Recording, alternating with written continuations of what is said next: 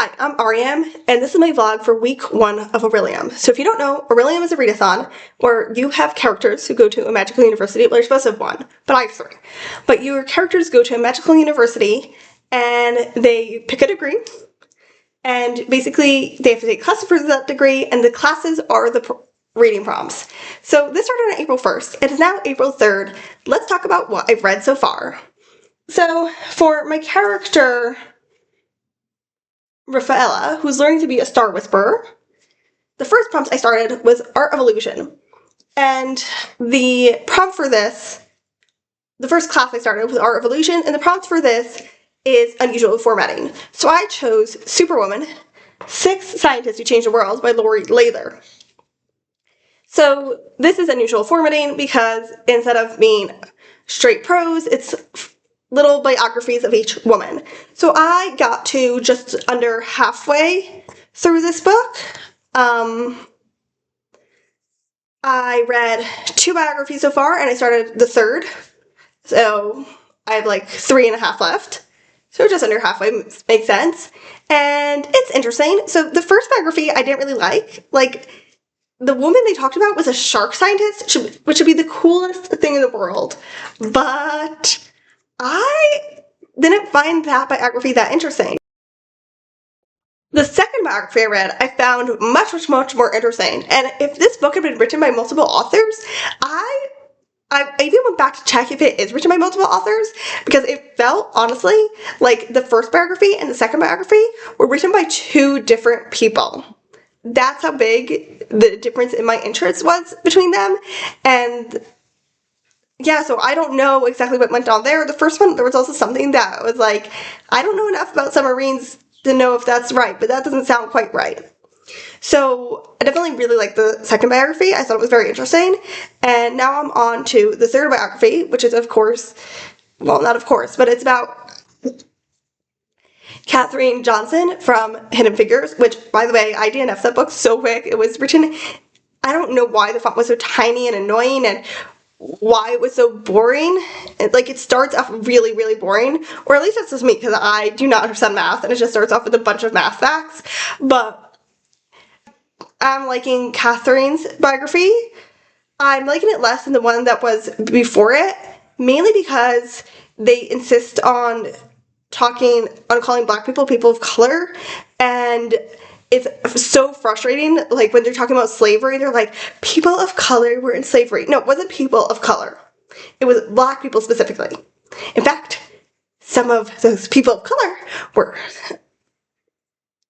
also had Black slaves. Like, not the majority of them, but it was specifically Black people, and it's really frustrating me. Like, that's like changing history, you know?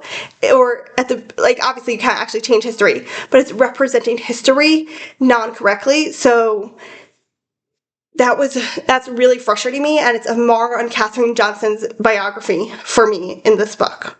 Okay, moving on.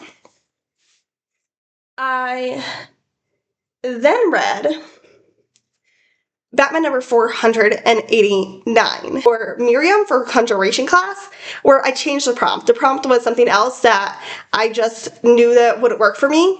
So I changed it for the astronomy prompt, which is read a book at the top of your TBR, and I really wanted to get to this first thing in April, and that's basically what I did. So this was definitely a comic that was like, oh my gosh, what is happening?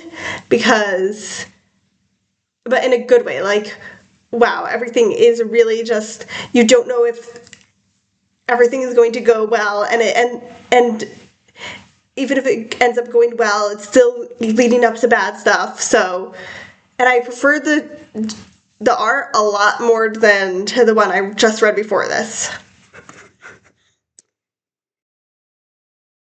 Okay, then for my character of Radha, I had the class inscription, and this again was supposed to be something else, but I literally did not have a book for it. I did not have any book on my TBR that fit it. I couldn't find any book that's not on my TBR that I wanted to read that fit it. So I again switched this prompt for the astronomy prompt, which is read a book at the top of your TBR, and this time it was literally at the top of my library wish list. and that was Library Mouse by Daniel Kirk.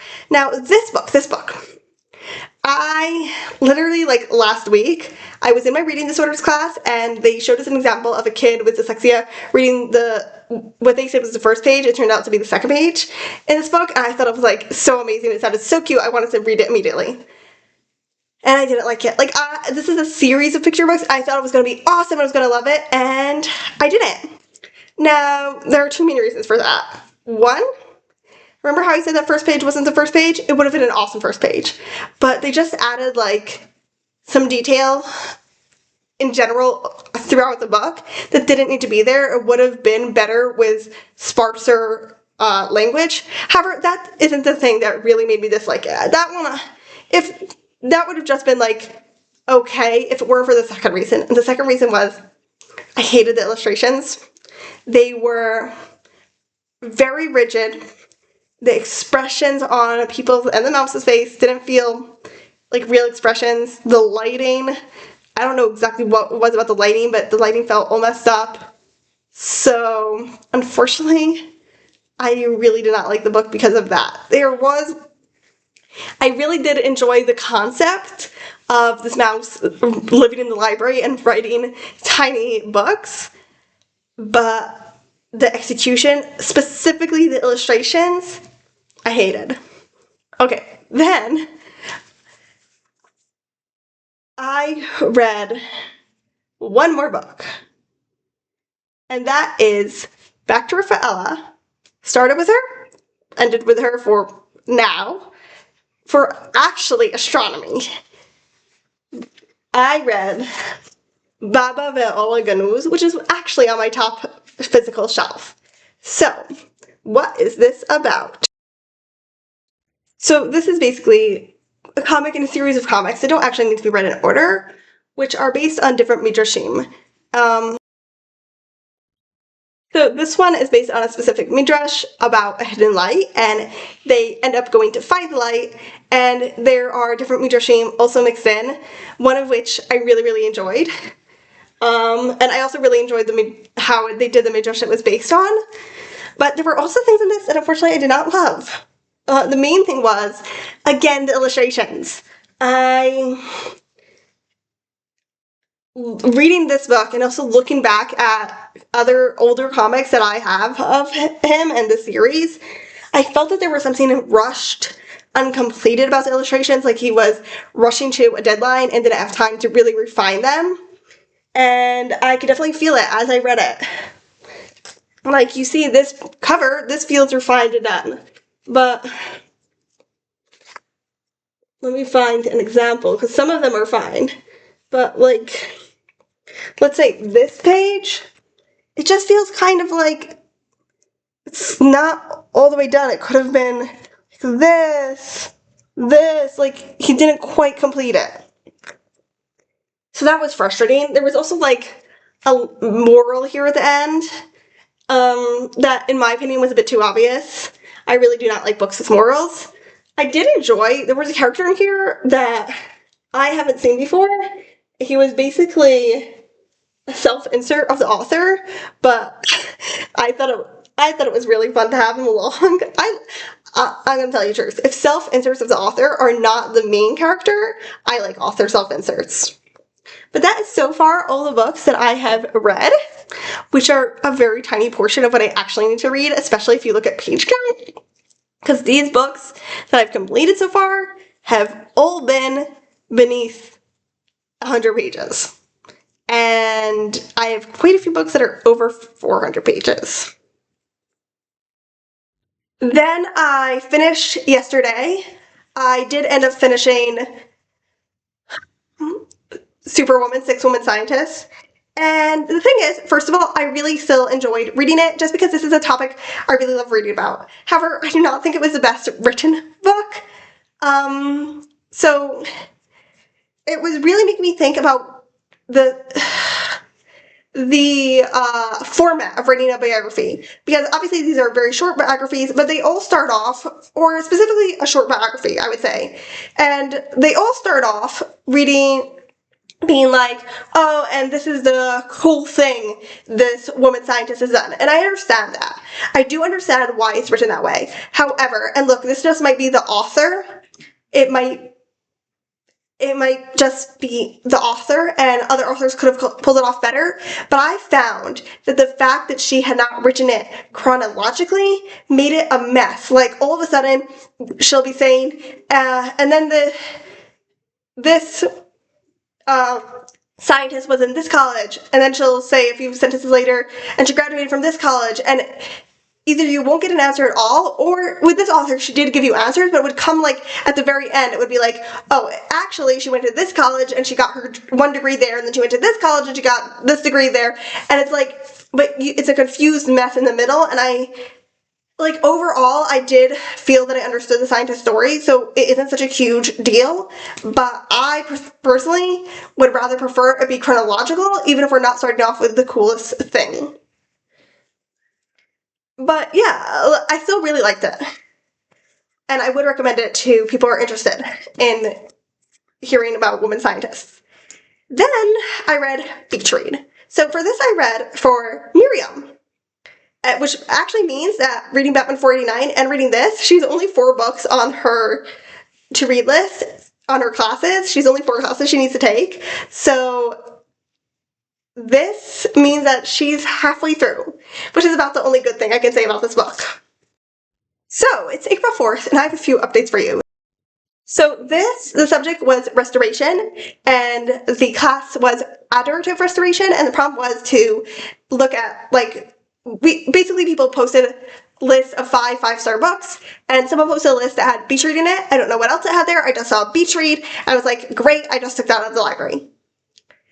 And look, I want to say first of all that I'm not a romance reader. I did take this on. I did decide to add this because I was kind of interested in it, and people said that Henry is anti-Semitic, so I was like, great. And the thing that pushed me to read this was people saying that Henry is anti-Semitic. So yeah, I'm not a romance reader. However, I did not think this book was good. So at first, when I first started reading it, I was like, oh, it's okay. There are things in here that I don't like that are specifically because of the romance, but there are also things that are just, they're not that great. Like, the main character keeps on repeating and repeating to us, like, the same things over and over. And it's like, oh my god, I got it. I'm not dumb. I got it the first time I said it. You do not need to say it every few pages. The second thing that annoyed me, and this is such a me thing, to get annoyed about, that I find not everybody gets annoyed about, but little timeline discrepancies. Like, in one chapter, the main character will tell us, this is not a spoiler, by the way, the main character will tell us, my mother got cancer when I was 12, and then X happened when I was 13. X is a spoiler.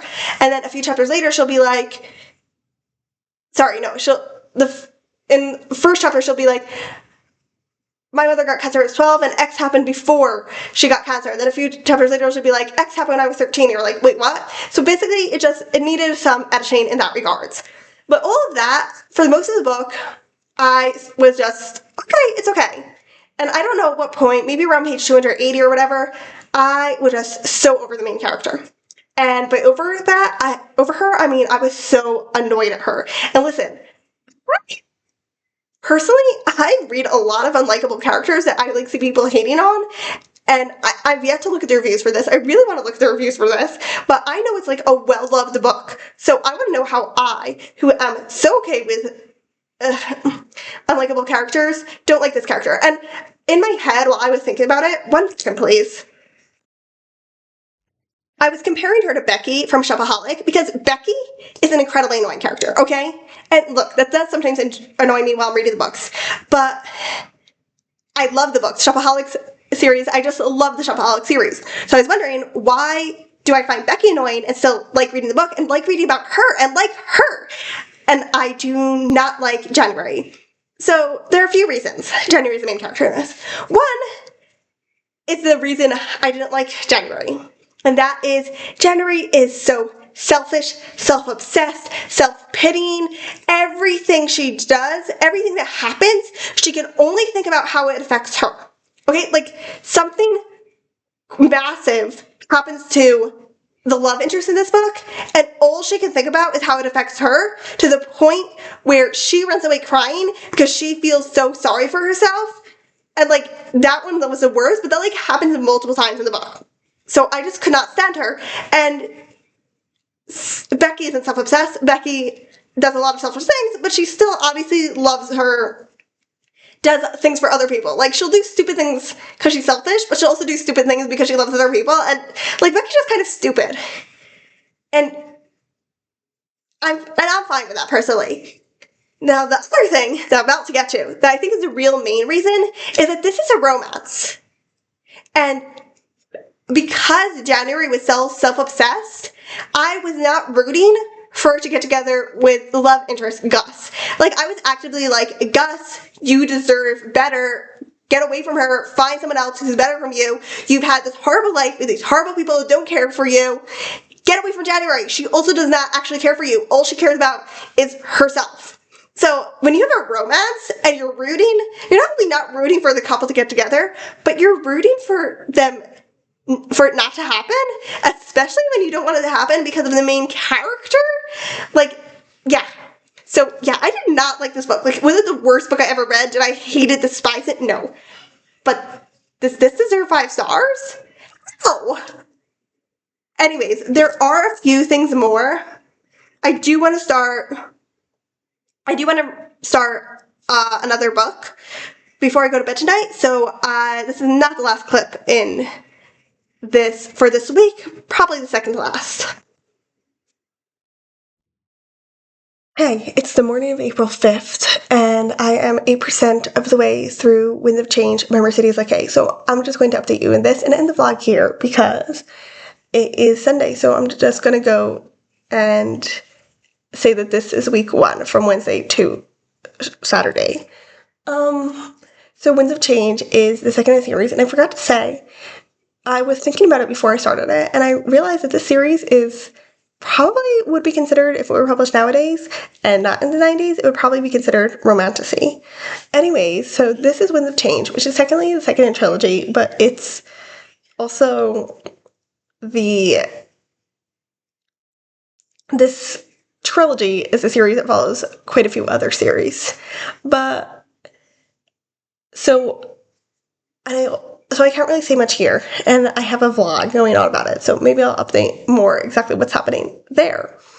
But so far, this is a reread for me, but I don't remember a lot of it, and so far I'm enjoying this quite a lot more than the first book. The first book took a really, really long time to get going, and now we're finally starting, but that's a lie. That's a lie. You know what? This book, for some reason, is repeating a lot of things that happened in the first book that we already saw happen in the first book, and like actually word for word. And I've just been skipping them, which is probably why it feels faster for me. But like, that's not good writing, you know?